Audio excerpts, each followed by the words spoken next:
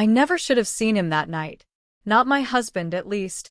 The plan was quiet, small, hidden, and wrong. A single glass of wine, a hotel room booked under a false identity, and a man I convinced myself would make me feel alive again. But as I stood before that door, fingers shaking, above the handle, I heard the familiar sound of my name. Rachel. My heart froze. It wasn't loud. It wasn't rage. It was soft, almost broken. I turned slowly, and there he was, Daniel, my husband of 9 years, standing in the dim hallway of the Marriott, wearing the same gray coat. He'd left the house in that morning. His eyes weren't furious, just exhausted. The kind of exhaustion that sinks into your bones and never leaves. For a moment, the world faded. The carpet under me, the blinking exit sign, the distant buzz of the elevator, all of it vanished. There was only him and me, and the quiet between us, heavy with things I could never undo. How did you?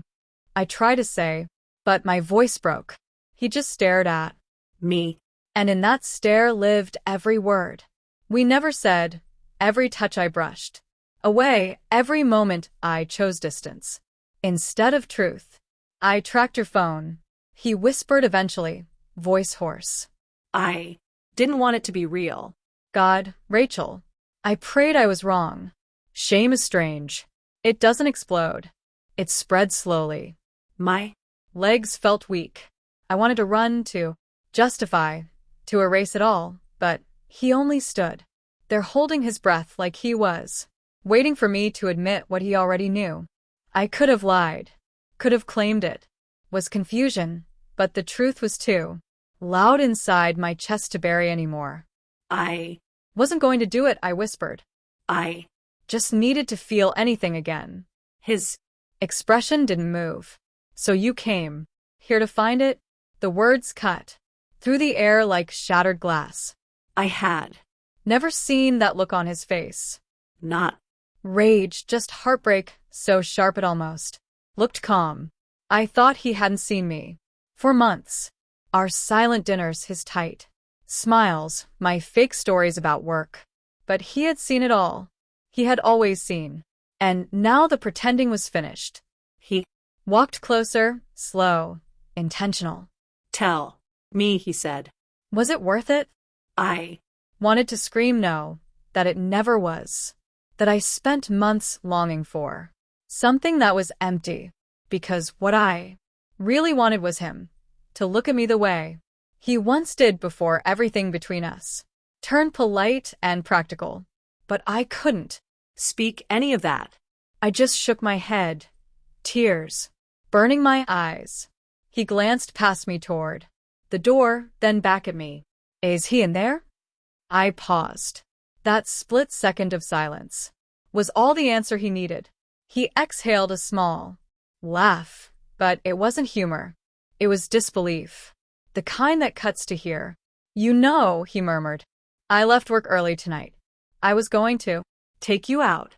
Thought maybe we could start over. His voice trembled on that last word. And in that instant I realized the weight of what I destroyed. Not just the betrayal, but the collapse of something delicate that had been holding us together, even when everything else was falling apart. I reached for him, but he moved back. His hand slipped into his pocket, and for a moment I thought he might hand me his ring. But instead, he pulled out my phone. You left this in the car, he said softly. I saw the messages. There was no yelling no. Explode, the kind that suffocates. He turned toward the elevator. You wanted to feel something again, he said without looking back. I hope you do. And just like that, the man I had promised forever to walk down the hallway, leaving me standing in front of a door I no longer wanted to open. The elevator doors closed behind him with a soft chime, and the corridor instantly felt colder. I stared at the patterned carpet, as if it could swallow me whole. The sound of my heartbeat filled the silence. I could still smell Daniel's cologne in the air, warm, familiar, Safe. I hadn't understood until that moment how much comfort that scent had carried through all those years. My phone was gone. The man waiting inside room 214 had no idea what had just happened. I Didn't care anymore. I walked past the door. Without knocking, without taking a second look. Down the hall, down the stairs, out into the rain that had begun to fall over. Downtown. The city lights smeared through the water, streaking across my skin. I didn't know if I was crying or if it was only the storm. I just kept walking until I reached the car. The passenger door was cracked open. He must have searched it when he took my phone. My lipstick sat on the dashboard beside a folded napkin from the diner we used to visit every Saturday morning. He had kept it. I had Forgotten it even existed. I sat inside, gripping the steering wheel. my Reflection in the rearview mirror looked like a stranger. Hair perfect, makeup flawless, but empty. I had been chasing excitement, but what I truly missed was peace. The quiet kind. the Kind that used to live in our home. Before words became weapons and silence became a shield. That night, I didn't go home. I checked into another hotel, one without ghosts in the hallway, and sat in the dark, replaying every moment of our marriage. The way he used to leave notes on the fridge, the way he listened when I talked about work, the sound of his laugh filling the kitchen. Somewhere along the line, I confused routine with neglect. I told myself he stopped trying, but maybe I did, too. Morning light crept through the curtains, soft and unforgiving. my phone was still missing. No calls, no texts, no rope to hold on to, just silence. I knew he wouldn't come searching. This time 3 days passed before I found the strength to go home. His shoes were gone from the entryway. His favorite mug, the one with the chipped handle, was missing from the Cabinet. On the dining table lay an envelope with my name on it. Inside was a single sheet of paper. I won't make you choose between guilt and freedom. You've already decided. Take whatever you need from the house. I'll manage the rest. I read it again and again until the letters blurred. There was no anger in it, no accusations, just the kind of quiet that comes from someone who has already mourned the ending. In the weeks that followed, people asked what happened. I told them we drifted apart. It was easier than explaining how.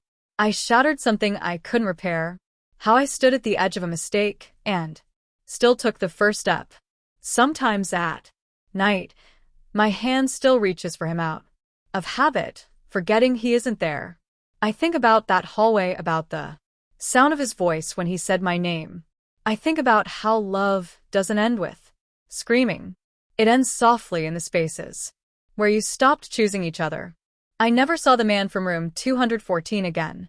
His messages stayed unanswered, his number blocked. It was never about him. It was about the woman who almost turned into someone she didn't recognize. Months later, I saw Daniel again at the grocery store. He looked lighter, brighter. There was no resentment in his eyes, only distance. He smiled politely, the way you do with someone you once knew. And that was when I realized I wasn't punished for cheating. I was punished by losing the one person who still believed in me after everything. As I walked past him, I wanted to say something, anything, but there was nothing left to say. Some stories don't end with closure. They end with silence. And sometimes that silence echoes louder than any goodbye ever could.